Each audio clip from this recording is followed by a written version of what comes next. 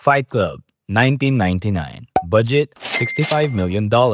Box office, $101 million. Estimated loss, around $29 million.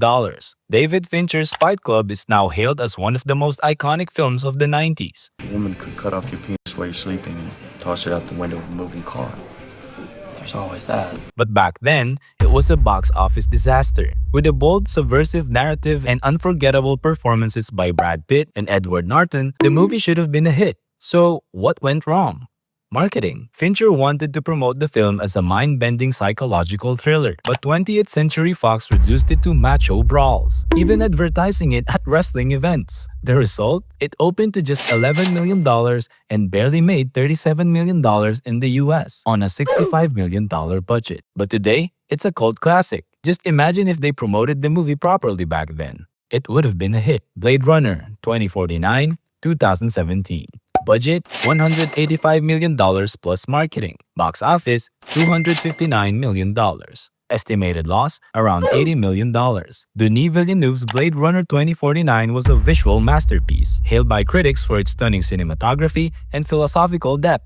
But just like the 1982 original, the sequel struggled to find an audience. Despite rave reviews and an Oscar win for Roger Deakins' cinematography, the film only made $92 million domestically and $259 million worldwide, far short of breaking even on a $150 million production and a marketing-heavy rollout. The film's dark, adult tone and complex plot also may have alienated some audiences, particularly younger viewers who were not familiar with the original Blade Runner. Ad Astra, 2019. Budget, $100 million.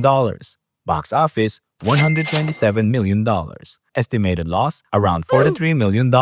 Brad Pitt returned to space for Ad Astra, a quiet, introspective space odyssey about loneliness, legacy, and fatherhood.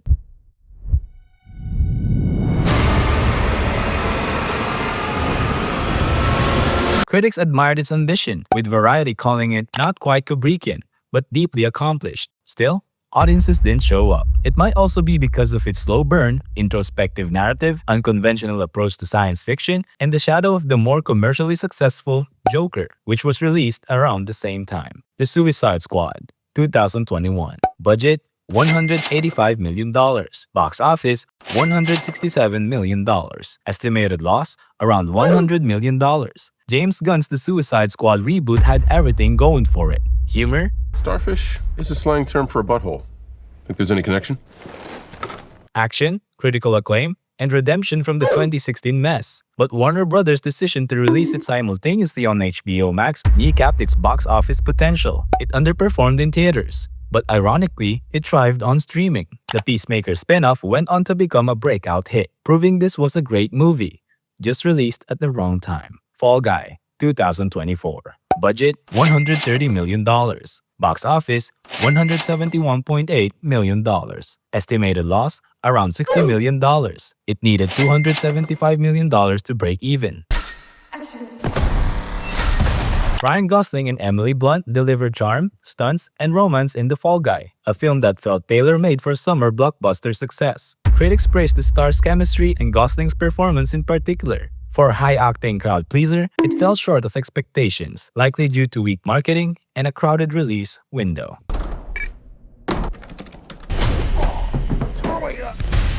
Dead body on ice. Furiosa, a Mad Max Saga, 2024. Budget, $168 million. Box office, $173 million.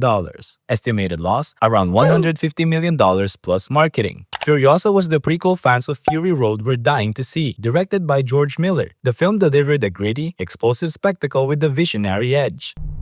Give me this promise. Critics loved it, calling it darkly bedazzling. What a word! And one of the most ambitious films of the year. But ticket sales told a different story. Despite the Mad Max legacy, audiences didn't show up, perhaps due to franchise fatigue or poor timing. Steve Jobs, 2015. Budget $30 million.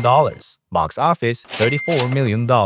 Estimated loss around $30 million. A biopic written by Aaron Sorkin, directed by Danny Boyle, and starring Michael Fassbender sounds like Oscar gold. While Steve Jobs did score critical acclaim and Oscar nods, it bombed financially. With a $30 million budget, it only earned $34 million worldwide. Audiences simply weren't drawn to the dialogue-heavy, three-act structure that focused more on backstage drama than tech wizardry. It was intellectually brilliant, but not broadly appealing. Scott Pilgrim vs. the World, 2010. Budget $60 million. Box office $52 million.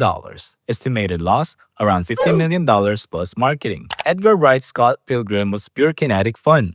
I'll leave you alone forever now. A comic book-infused explosion of visual creativity. Critics praised its originality and energy, and today it enjoys cult status. Mary Elizabeth Winstead mentioned in an interview that for whatever reason, it didn't connect at the box office because it was too weird and unique, and unlike anything else, people didn't know what to make of it. It launched the careers of many young stars, including Brie Larson, but couldn't save Universal from a financial mess. That's 5 minutes. Thank you for watching. Like the video and don't forget to subscribe for more flops.